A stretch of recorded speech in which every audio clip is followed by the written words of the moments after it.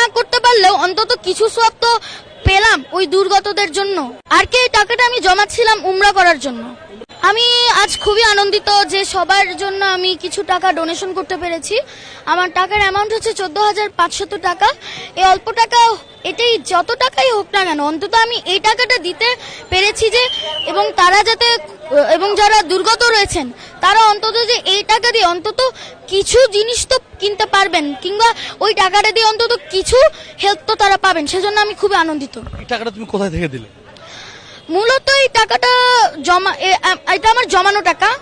গত 2 বছর বা 3 বছর হয়তো এই সময়ের মধ্যে আমি একটু একটু করে জমিয়েছি, এবং আজকের এই টাকাটা দেওয়ার, হয়তো আমি আরো জমাতাম, তবে আজকের এই টাকাটা দেওয়ার উদ্দেশ্য ছিল যারা দুর্গত রয়েছেন তাদের ত্রাণ বিতরণের জন্য। এর 50% সব আমি আশা করি আমার পিতামাতার যেন থাকে, কারণ আমার পিতামাতাই আমাকে এখানে ত্রাণ বিতরণের জন্য খুবই উৎসাহিত করেছেন।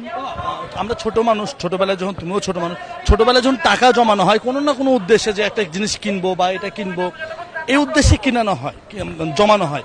কি উদ্দেশ্যে টাকাটা জমিয়েছিলে? আর কি এই টাকাটা আমি জমাচ্ছিলাম উমরা করার জন্য। সেই উমরার টাকাটা তুমি এখানে দিয়ে দিবে? জি, কারণ ও উমরা আল্লাহ যদি আমাকে তৌফিক দান করেন তাহলে আমি ইনশাল্লাহ আবার যেতে পারবো। কিন্তু ওই মানুষগুলার যদি একবার মৃত্যু হয়ে যায়, কে যাবে জান্নাতে, কে যাবে জাহান্নামে, কে হচ্ছে যে কবরে আযাব পাবে, কে শান্তি পাবে, তা তো কেউ বলতে পারে না। আর একটা মানুষের প্রাণ অনেক ভ্যালুয়েবল জিনিস, তার জীবনটা চলে গেলে হয়তো তার পরিবারটাও শেষ হয়ে যেতে পারে। তাই আমি আমার এই টাকাটা তাদের জন্য দিচ্ছি। তুমি যে উমরায় যেতে পারলে না, এর জন্য মন খারাপ?